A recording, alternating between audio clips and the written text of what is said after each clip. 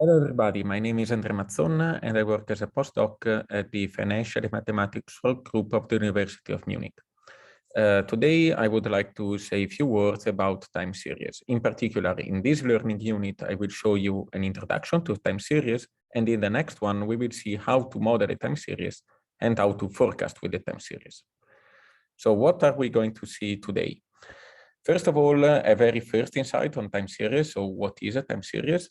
Then we will see a time series decomposition, the estimation of a trend of a time series with moving averages, and an estimation of the autocorrelation. And then we will see how to see if a time series is stationary or not. So when you look at data like stock returns, take for example Amazon, or stock prices, daily or weekly, what you see in the past is a list of recorded values of the phenomenon you are studying. So this is already a time series, okay? So a list of values of a quantity of interest. In this case, one value corresponds to 1 day. So you look at the past and you aim to forecast the future. Of course, we will see it's hard to forecast the exact value of a time series in the future because this is random. So if I tell me the exact price of Amazon tomorrow, well, this would not be that easy. But you can at least say something in probabilistic terms about these future values. And in order to do this, you look at the past to try to understand some features of your time series. So looking at the past to estimate the future. Take, for example, this case. Your observation is here in this dashed line. So you look at this evolution of your stock in the past, and you try to guess what will be the evolution in the future. But of course, there is uncertainty. So there can be a lot of different trajectories. So it's forecasting is a hard goal, and we will see it mostly, let's say, in the next learning unit. A bit a more formal approach, not too technical, but just to give you an idea. Let's start from random variables. So a random variable is the formalization of a quantity that is indeed random. So the world is made of possible states of the world, of possible scenarios. And we call omega one possible scenario of the world. And you say that a random variable y is a function of omega. So the value of random variable y, for example, the money I will get tomorrow with a bet, depends on the state of the world that realizes. A stochastic process is a sequence of random variables indexed by time. Okay, so for example, the price of a stock. The price of a stock tomorrow is random. The price of a stock in 2 days is random, and so on. I have a collection of random variables depending on time, all with uncertainties. A time series is then one single realization of a stochastic process, in the sense that you see that the stochastic process depends on time and on the state of the world. Once you fix a state of the world, you have one single trajectory. A time series is one single trajectory of a stochastic process. Here we see some examples, some plots, just in order to get a bit more confidence with this concept. Here you have the evolution of stocks, blue, and bonds, red, the evolution of exchange rate pound to dollar, the evolution of the electricity prices in some countries of the European Union. And this is more in line with your case study. Here we see the monthly number of passengers in thousands in airplanes from 49 to 60. And I want to introduce it because you can see somehow that this time series is more regular than this one, for example, right? It has some features. We will see which features. So what we want to do is, on one hand, to forecast, predict futures values of random variables. On the other hand, and this can contribute to the forecasting, identify the patterns of time series. So identifying some properties of this time series that, of course, are sometimes difficult to identify because there is also random noise that disturbs our observations. In this learning unit, we focus on the second goal, in the next one on the first goal. Let's start from time series decomposition, identifying the patterns. So again, think about this time series. It has some regularity, right? So it has an increasing trend and a seasonality effect. These are technical terms, but let's use them in the everyday life meaning. Increasing trend in the sense that you see that there are more and more passengers with passing of years in the airplanes. And seasonality effect in the sense that there are some spikes here, all separated by an interval of time that is, let's say, constant, okay? Because, for example, in the interpretation is that there are some months, for example, the holidays where people travel the most with airplanes. And now, a bit more formal. There are three features in a time series that are trend, seasonality, and cyclicality. Trend, when you have a long-term increase or decrease in the data. Like here, you have a long-term increase. Seasonality, you have rises and falls that happen at a fixed frequency. So you see an interval of time of fixed length, more or less, between one rise and the other, one fall and the other. Cyclicality is similar to seasonality, but must not be confused with seasonality in the sense that a cycle occurs when a time series still exhibits rises and falls, but not with a fixed frequency. What does it mean? Let's look here. This series has some seasonality in the sense that there are this spike here, and so on, separated by, you see, more or less constant time intervals. But then there are also some higher rises, not at a fixed interval, from here to here to here. You see that the length varies. So this is a cycle. These are seasonality effects. And as a general rule of thumb, the average length of cycles is longer than the average length of seasonal pattern, and the magnitude tends to be higher than the magnitude of seasonal pattern. So we can say that the time series has 4 components, the 3 we have seen, and then random fluctuations. This is what we call random residuals, or sometimes random errors. So this noise that disturbs our observations. So now we want to see how to express the value of a time series as a function of these 4 components, and then how to detect these 4 components. So from now on, we let calligraphic capital T to be a set of times in the past. So these are the times on which we can observe our time series. There are 2 models, additive models and the multiplicative models. Additive models, you have a value of a time series at time t yt, and you express it as a sum of the component due to the trend, the component due to the seasonality effect, the component due to the cycle effect, and this random noise component. Multiplicative models is the same, but you take the product instead of the sum. So now the point is when to when to express y as a multiplicative model and when to express y as an additive model. Start from an observation. In multiplicative models, you have, let's say, a direct proportionality between y and the seasonal effect, for example. So the higher is y, the higher is the seasonal effect. It's proportional to y.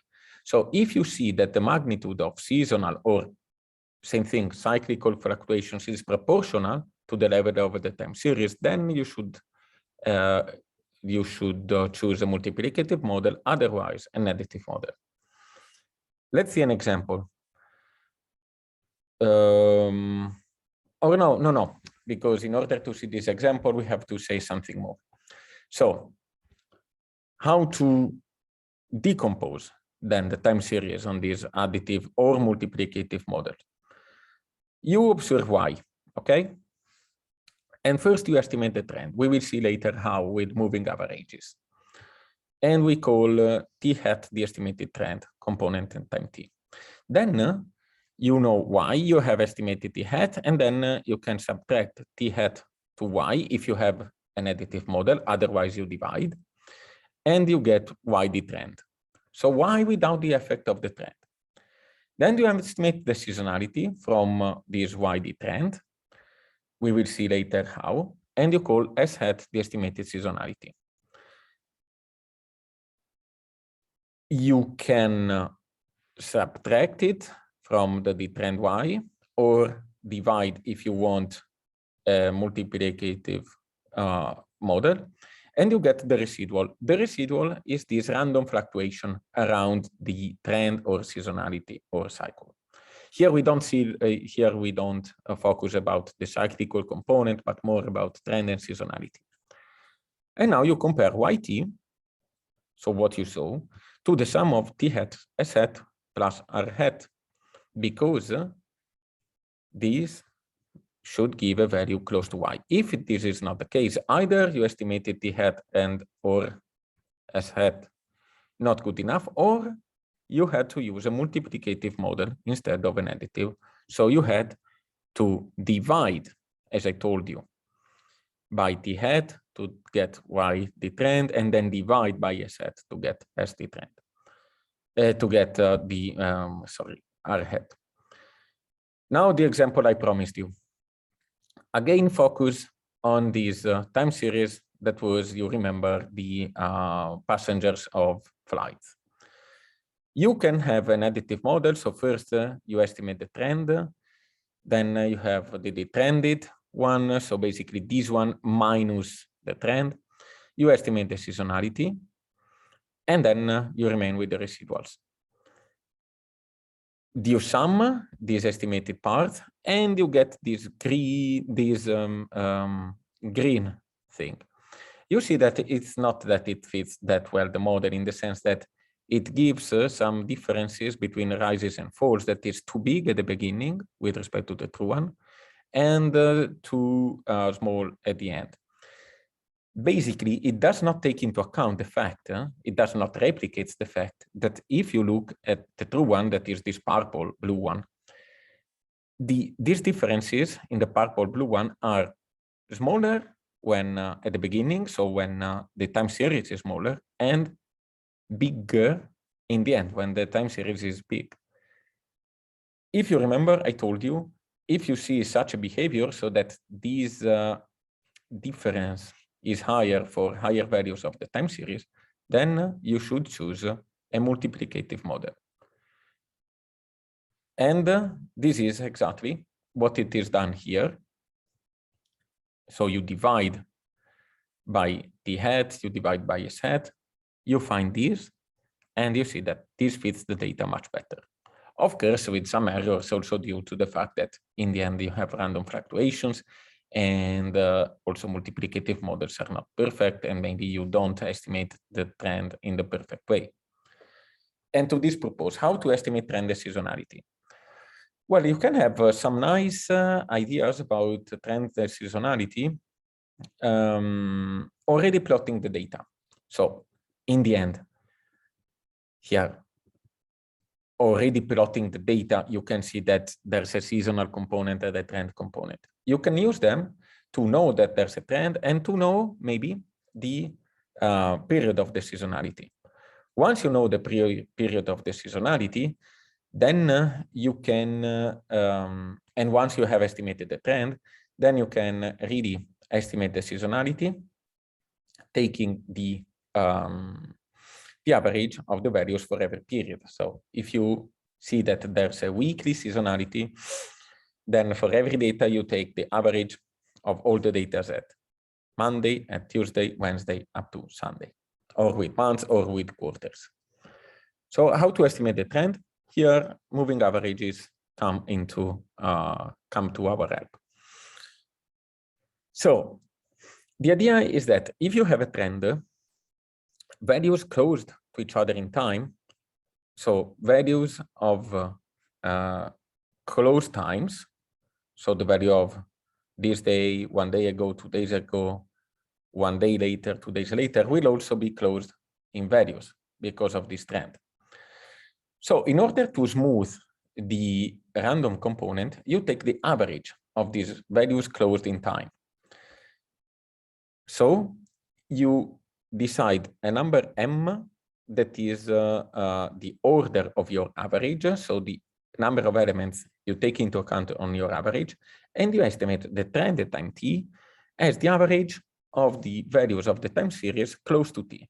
What does it mean? It means yt, then yt plus 1, you see j, yt minus 1, yt plus 2, yt minus 2, and so on, up to k, that is equal to m minus 1 divided by 2, so that m is equal to 2k plus 1. So when k is 0, you take just one value, when k is 1, 3, and so on. So this is, in general, an odd term. And this rules out, this estimates the trend, ruling out random effects, so the effects of these random fluctuations, of these random residuals. What if you want to also not consider seasonality, to get rid of seasonality effects? Well, in this case, m can be a multiple of the seasonality period. Consider a week, a weekly seasonal phenomenon, okay? Choosing m equal to 7 basically get rid of this seasonal effect because you consider all the period, right? This is actually what is the case with COVID-19. In every state, basically, you have that on Saturday and Sundays, you don't do so many tests. So of course, also the number of positive tested is lower and on Saturday and Sundays. And that's why you see this peak, right? This seasonal effect, seasonal weekly. Season, of course, is not always the time of the year in this technical meaning. And then if you take a 7-day moving average, I'm sure you have heard about the 7-day moving average, that is no more than a moving average. And then you see how you get rid of this seasonality. And you see that you get something much more, with much less peaks and falls, much more regular. Because you consider the whole week. What if the period is even? So what if you have quarters of the year? So the season of the year now, winter, spring, summer, autumn. It's even, and we have said that m has to be odd. Now then, in this case, we get this so-called 2 times m moving averages. That are defined in this way. So you have a period m that is n plus 1. So in quarters is 5. And then you let the last and the first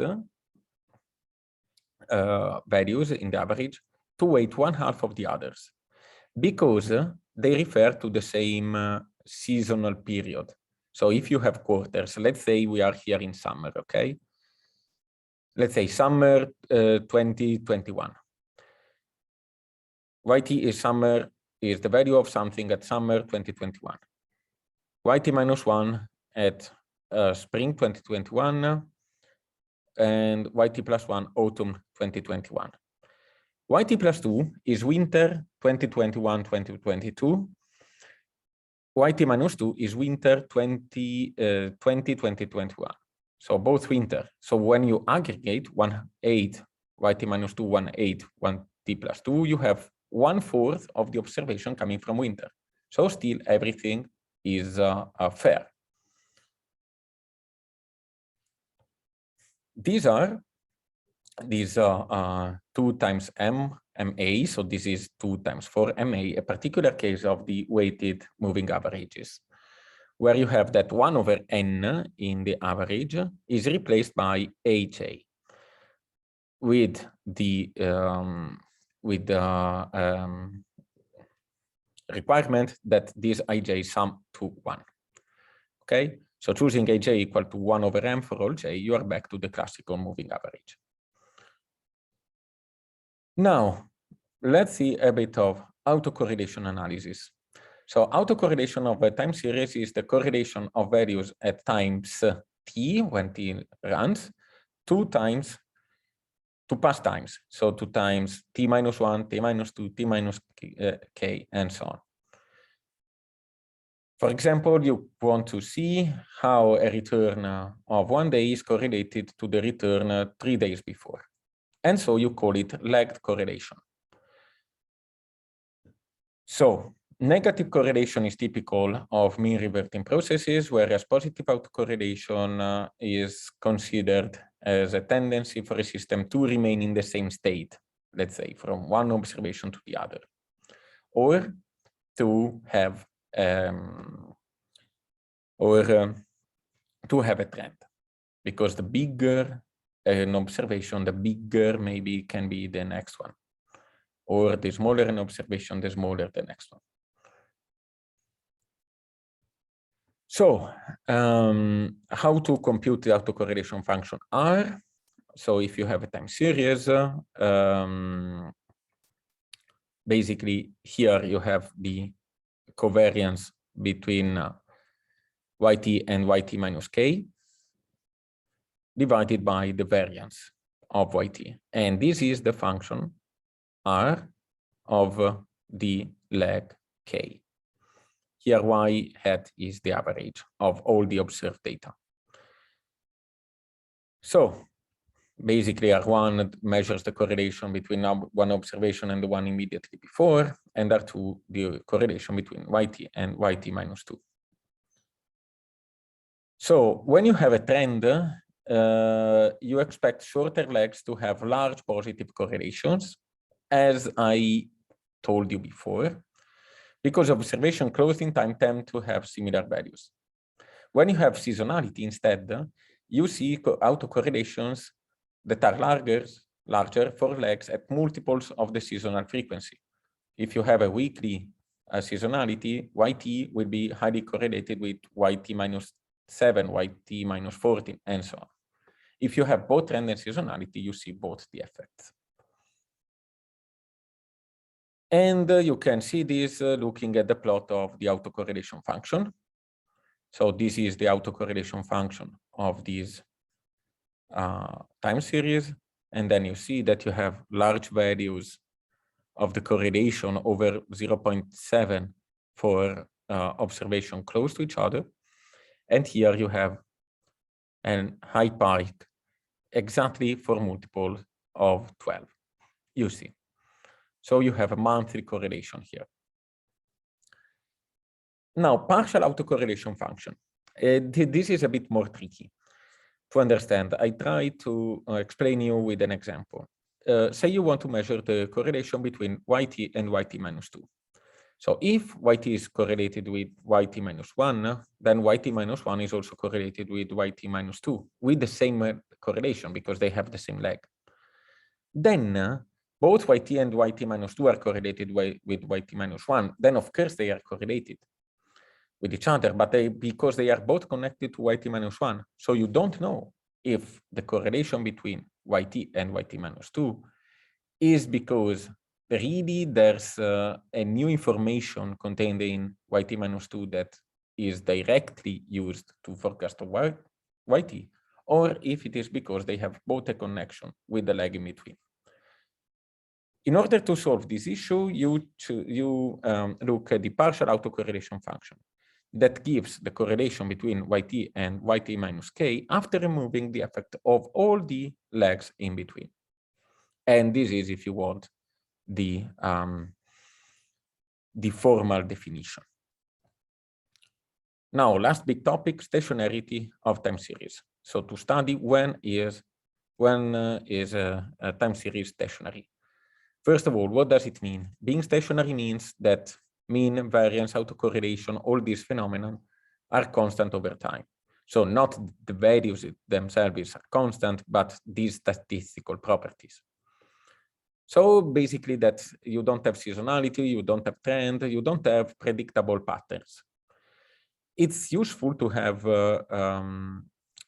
or let's say, before that, a time series with a cyclic behavior can be stationary because you cannot predict the cyclic behavior. It does not have a constant period.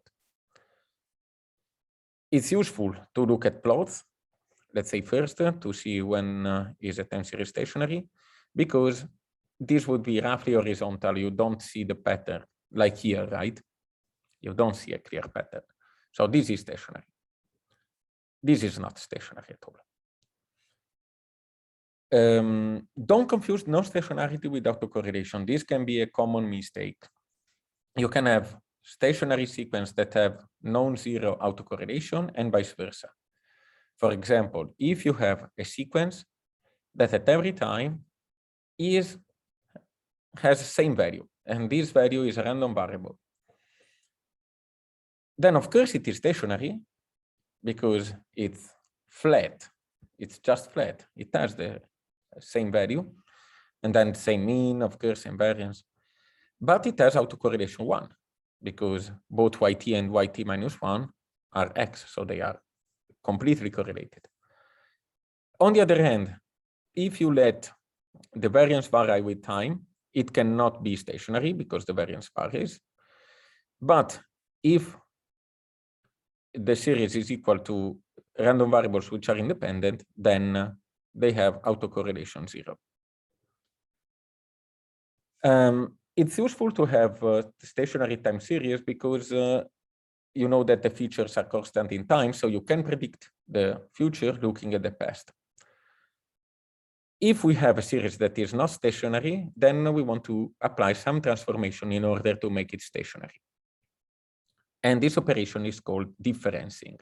So you don't consider the values themselves of the series, but the difference with the value at time t and at time t minus 1.